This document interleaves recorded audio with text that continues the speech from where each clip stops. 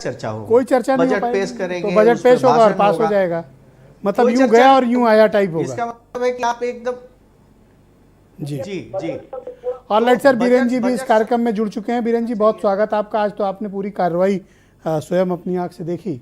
अचानक इतना विरोध का वजह, और दूसरा बजट सत्र का छोटा होना, और बजट को लेकर सरकार की तैयारियां, आपके कमेंट्स। देखिए, इस बार विपक्ष बड़ा है। जो बीजेपी की योगी पार्ट 1 था उसमें विपक्ष छोटा था।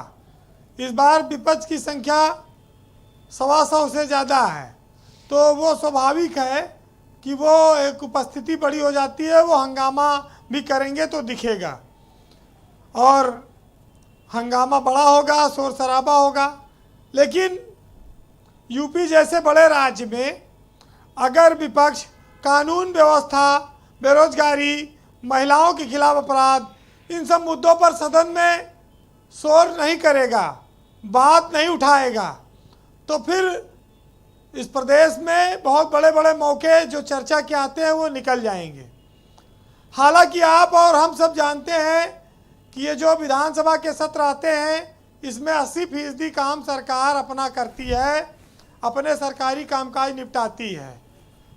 सदन बना है बहस के लिए, लेकिन वहाँ पर 20% ही बहस हो पाती है जनता के मुद्दों पर। आप देखिए कि उत्तर प्रदेश में कई जिलों में 5-5 मर्डर हो गए, 3-3 मर्डर हुए, कानून व्यवस्था कई जगह पर सवालिया निशान लगती हैं। तो अगर सदन चलेगा तो वहाँ पर इस पर बहस होगी, खुलासा सही हुआ कि गलत हुआ इस पर भी बहस होगी, दोनों पक्षों की बातें आएंगी। बेरोजगार हैं, तमाम सारे मुद्दे हैं, बिजली के, बेरोजगारी के, तमाम सारे बातों पर लोग अपनी बात, विधायक अपने अपने क्षेत्र की बात रखते हैं। अब ये दुर्भाग्य है कि सदन ज़्यादा चलता नहीं। ये जरूर है ब्रजेश जी कि जब से देश आज़ाद हुआ, ये राज्यपाल के अभिभाषण पर इतना हंगामा नहीं होना चाहिए। कोई उनके ऊपर कागज़ का गोला फेंक दे, कोई पर्चा फाड़ दे, कोई बैनर लहरा दे। हम अब आज़ाद हुए 75 साल हो गए हैं। राज्यपाल का सम्मान सदन में होना चाहिए, क्योंकि वो साल में एक बार आती हैं, और उसमें अगर विधायक उनको सम्मान दें तो इससे लोकतंत्र शायद और मजबूत हो। आज आपने देखा कि राज्यपाल को जिस तरह से पढ़ा उन्होंने, सिर्फ एक औपचारिकता निभाई। अब दूसरी बात और आती है कि आज आजम खां आए सदन में और शपथ लिए चले गए, बेटे को छोड़ गए, वो सदन में बैठे रहे।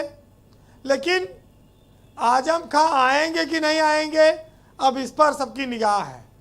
हालांकि वो कल आएंगे सदन में, वो सदन में कल कार्रवाई में भाग लेंगे। अब बजट सत्र छोटा है, बड़ा है, चर्चा होगी नहीं, लेकिन आज चर्चा उससे ज़्यादा आजम खां की है। कहते हैं कि दुनिया में हूँ, दुनिया का तलबगार नहीं हूँ, बाजार से गुजरा हूँ, खरीदार नहीं हूँ। तो हाल आज के तारीख में विधानसभा पे आजम खां पे लगी हुई है जी।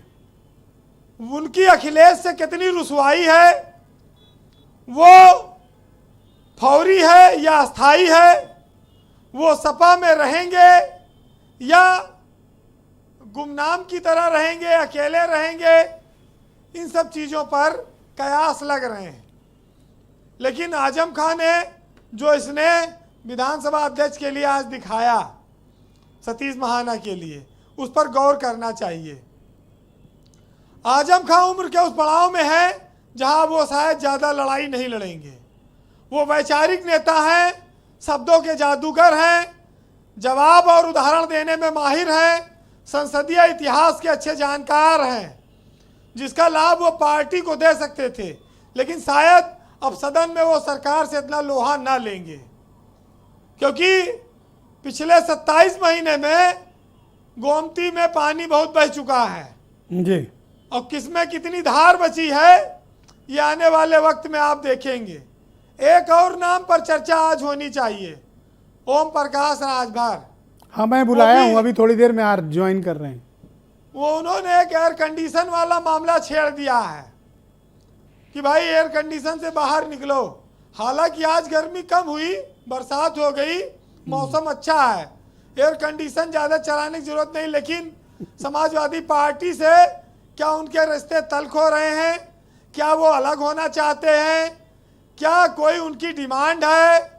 या वो समाजवादी नेता जो बात नहीं कह पाते वो इस समय अखिलेश कौन सी यादव से डिमांड कह हो रहे हैं? सकती है? ब्रजेश जी, जब से संजय निषाद का परिवार राजनीति में काफी कुछ बटोर ले गया, उसके बाद से राजभर अपने आप को ठगा महसूस करते होंगे।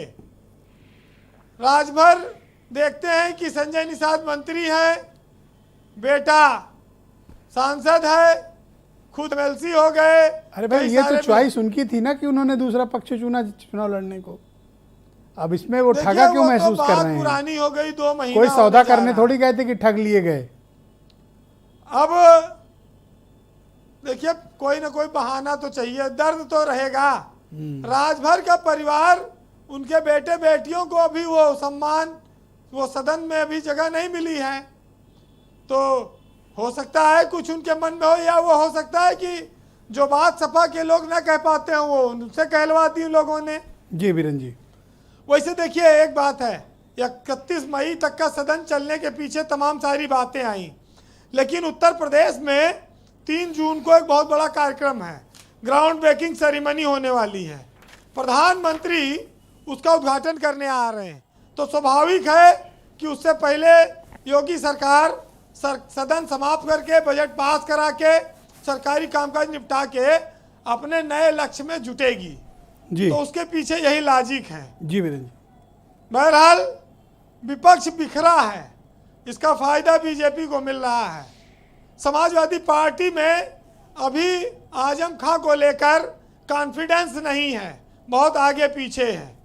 एक साहित्यकार ने इस पर लिखा है, सुनिएगा, जी। और सियासत पर भी, कि वादों का निभाना बाकी है और उनको मनाना बाकी है, अपना भी समझाना बाकी है, उनका भी समझना बाकी है, और सबको पता है हम उनके हैं, बस उनको बताना बाकी है। और फूल कमल के खिल तो गए पर मुस्काना अभी बाकी है, और बातें तो हजारों तुमने कही पर अभी दिल में उतरना बाकी है। आप शेर पढ़ देते हो और सुरेंद्र राजपूत तनाव में आ जाते हैं।